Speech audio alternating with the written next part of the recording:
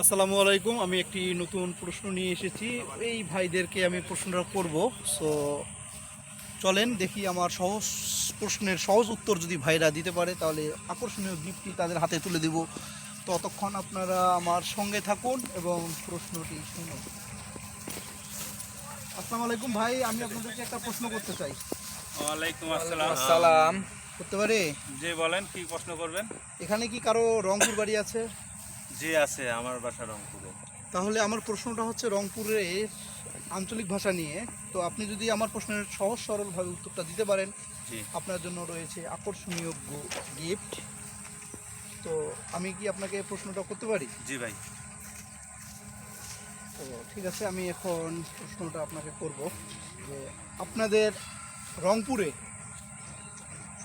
যে ছেলেদের বিয়ে হয় না আপনাদের আঞ্চলিক ভাষায় তাকে কি বলে?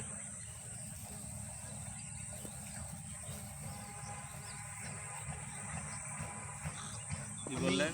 আবারও বলতেছি, আপনাদের যে ছেলেদের বিয়ে হয় না ওই ছেলেদেরকে কি বলে ডাকে আপনাদের আঞ্চলিক ভাষায়? রংপুরে আঞ্চলিক ভাষায় ওই ছেলেদেরকে কি বলে ডাকে? অবিয়া জানা। না, হলো না ভাইয়া। সো আমি আপনাকে গিফটটি দিতে পারলাম না। চলে যাব আমি পরবর্তী কোনো ভাইয়ের কাছে বা আপুর কাছে যারা আমার এই সহজ প্রশ্নটি সহজ ভাষায় উত্তর দিতে পারে। আমরা দুই ভাইকে জিজ্ঞাসা করছিলাম, আমাদের প্রশ্নের উত্তর তো দিতে পারেনি। তো আমরা পাশে আরেক ভাই বসে আছে, ওই ভাইয়ের কাছে যাচ্ছি, দেখি ভাই কিভাবে উত্তরটা দেয়। তো ভাই, ভালো আছেন আপনি? আলহামদুলিল্লাহ। আমি আপনাকে একটা সহজ সরল প্রশ্ন করব এবং আপনি যদি সঠিক উত্তর দিতে পারেন একটা আকর্ষণীয় গিফট পাবেন।